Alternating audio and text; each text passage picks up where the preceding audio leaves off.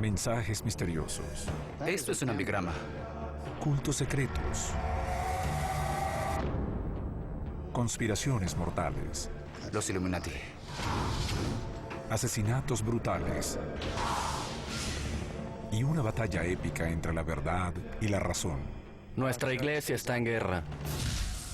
Tal cual como la novela de Dan Brown, El Código Da Vinci, Ángeles y Demonios también llama a la controversia y el escándalo. Las conspiraciones de las que Dan se ocupa, la intensidad de la curiosidad en curso son asombrosos. No había ninguna organización en el mundo donde no pudieran infiltrarse. Pero ¿qué tanta base tiene esta historia de sociedades secretas y escándalos papales? Mucha intriga y misterio provienen del lugar en donde la ciencia y la religión se encontraron. Y la adopción de la ciencia moderna por parte del Vaticano y su renuencia de siglos podrían realmente encubrir uno de los mayores y más profundos misterios en el universo. ¿A quién no le gusta una buena teoría de conspiración? ¡Tiene que estar aquí!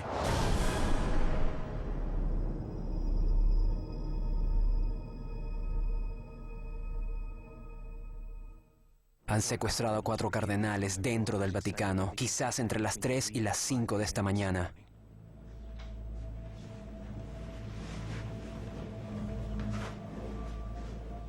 Estos criminales nos enviaron estos ambigramas que son provocaciones, pero el capitán Olivetti piensa que si usted los usara para conocer su identidad, quizás podríamos terminar con esta locura.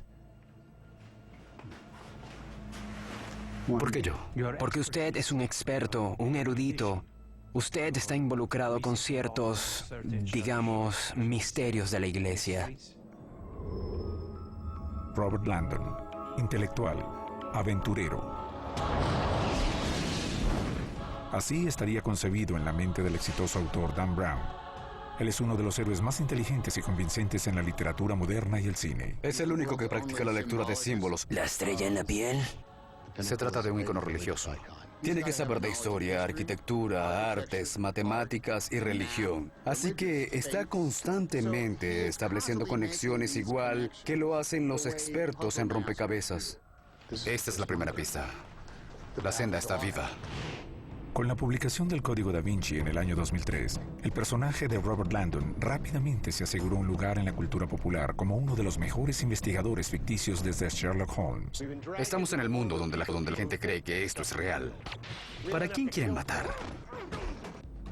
Sin embargo, como se demostró tanto en el Código Da Vinci como en Ángeles y Demonios, Landon le agrega leña al fuego del debate controversial que ya se había encendido sobre la naturaleza de la religión, las bases de la fe e incluso la verdadera existencia de Dios.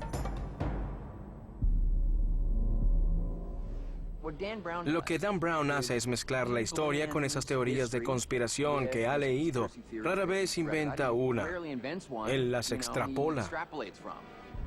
La colisión está en transición. Luego las mezcla con su imaginación y crea estas increíbles películas.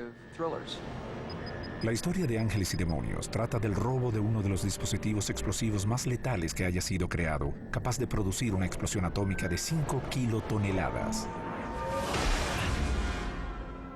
El dispositivo acabará no solo con un cónclave de cardenales congregado para elegir al próximo papa, sino a la ciudad del Vaticano. La Iglesia Católica, como la conocemos, podría ser destruida. Como Dan Brown sugiere en Ángeles y Demonios, existen las fuerzas malignas que tratan de destruir a la Iglesia Católica. ¿Quién o quiénes exactamente son estas fuerzas malignas? El hecho de que Dan Brown pueda entrelazar de forma tan estupenda estos hechos, que la gente sabe que es verdad, y la ficción por el bien del drama es impresionante, pero eso también me enfrenta a una situación en la que la gente se pregunta, oye, ¿esto será verdad? Estoy seguro de que la misma iglesia diría que sí. Las fuerzas malignas siempre están tratando de atacar al cristianismo. Satanás siempre está tratando de oponerse a Cristo. En Ángeles y Demonios, la primera clave para decodificar los motivos que existen detrás del complot contra el Vaticano está relacionada con el asesino misterioso, quien después de poner los explosivos, secuestra a 4 importantes cardenales y los prepara para un sacrificio ritual.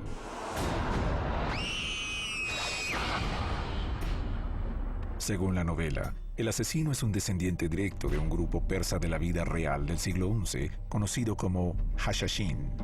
Estos matones a sueldo prosperaron durante las cruzadas cristianas y crearon el término actual de asesinos. Según la leyenda, los miembros del grupo ejecutaban sus tareas mientras estaban bajo la influencia del hashish, dándose a sí mismos el nombre de Hashashin. Los asesinos o hashashin eran mercenarios, simplemente los contrataban. Eran matones muy eficientes que iban y hacían el trabajo sucio por ti. Los asesinos eran una secta militarista cuyo trabajo era matar a otro tipo de musulmanes a los que creían que eran herejes. Muy a menudo, un asesino se pondría a la orden de un gobernante musulmán y estaría allí inactivo, y quizá por muchos años ascendería por esfuerzo propio a puestos de autoridad hasta que un día recibiera un mensaje diciendo que matara a su jefe. Y eso haría. Y lo mataría con una espada, normalmente de forma pública y casi siempre en una mezquita. La idea era hacer de eso un espectáculo público para crear miedo y terror en los corazones y mentes de gente a la que los asesinos adversaban. En Ángeles y Demonios, el trabajo horroroso de los asesinos no se hacía en una mezquita, sino en las iglesias de toda Roma. Pero el Vaticano es el blanco de una bomba de tiempo única, robada de un laboratorio secreto. Ese químico contiene la sustancia química inflamable llamada antimateria. La antimateria se mantiene suspendida allí en un recipiente cerrado de nanocompuesto con electroimanes en los extremos. Pero si pierde la suspensión y entra en contacto con la materia, chocará violentamente con su fuerza opuesta y se aniquilarán la una a la otra. ¿Y eso qué causaría? Se acaba la batería. Lo que sucederá antes de la medianoche. La ciudad del Vaticano será consumida por la luz.